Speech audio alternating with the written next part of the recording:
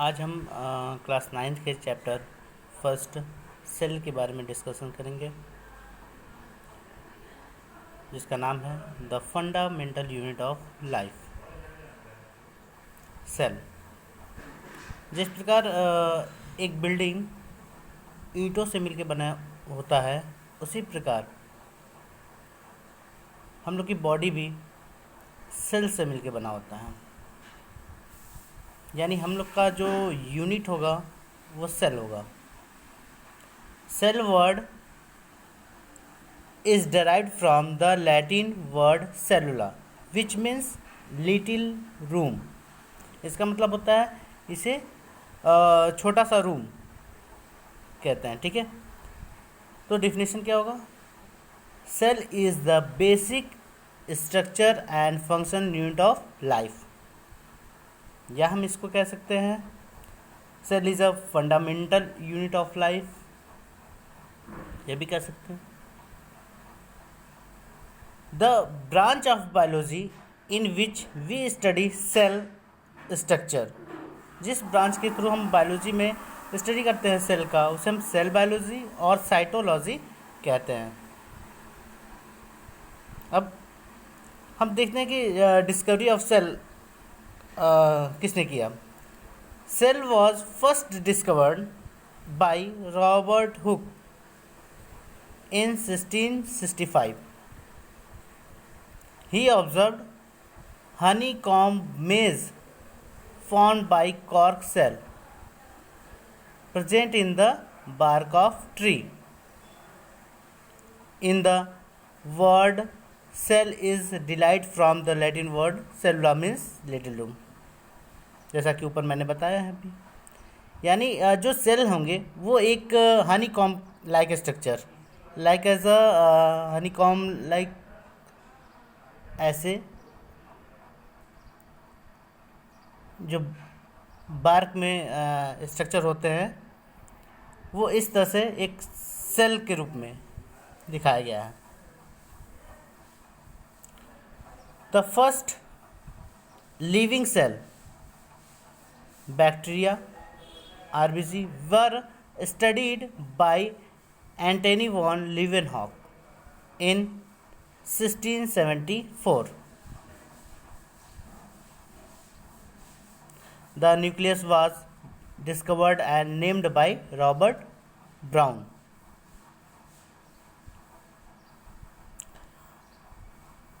Purkinje coined the term protoplasm for living mass in the cell। अब protoplasm क्या होता है?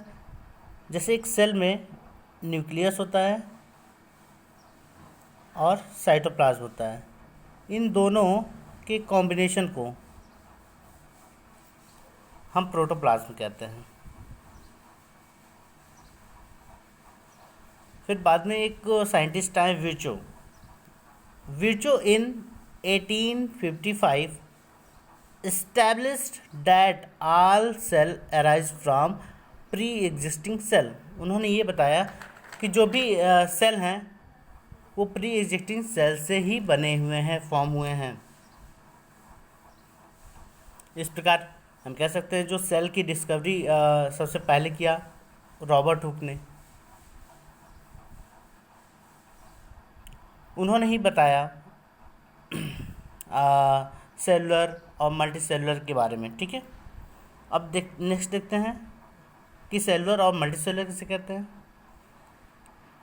यूनिसेलुलर ऑर्गेनिज्म और those organism which are made up of single cell, ऐसे organism जो single cell से मिलकर बने होते हैं उन्हें यूनिसेलुलर ऑर्गेनिज्म कहते हैं। Each cell is available to perform all light process activities like as amoeba, paramecium, euglena. Multicellular किसे कहते हैं? Multicellular organism are those which are made up of many cells like as a plant and animals also. The cells of these organisms are functionally adapted in shape and size to perform specific function। This is called the division of labour. इसी functions के कारण से division of labour भी कहते हैं। Example, RBC transport O2 to all body cell and skin cells, protect the body। RBC transport oxygen, यानी ये क्या करता है, ऑक्सीजन को ट्रांसपोर्ट करता है पूरे बॉडी में। स्किन्स प्रोटेक्ट द बॉडी, और स्किन क्या करता है, हमारी बॉडी को प्रोटेक्ट करता है।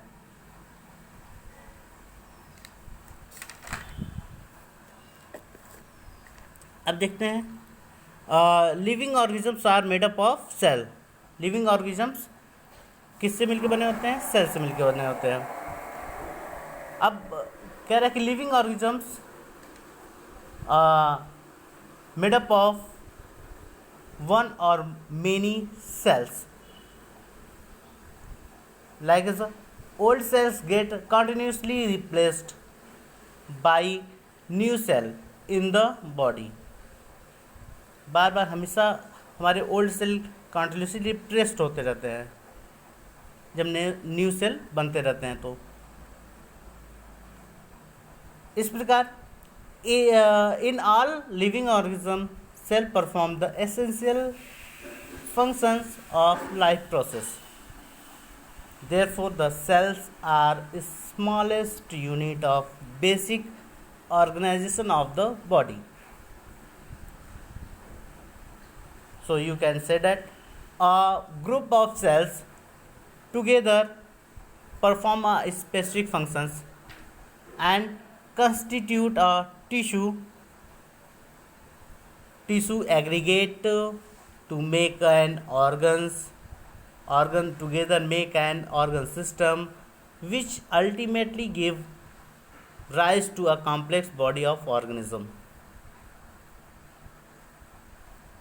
Cell to tissue and tissue to organ, and organ to organ system to organisms are formed। Next, cell shape and size।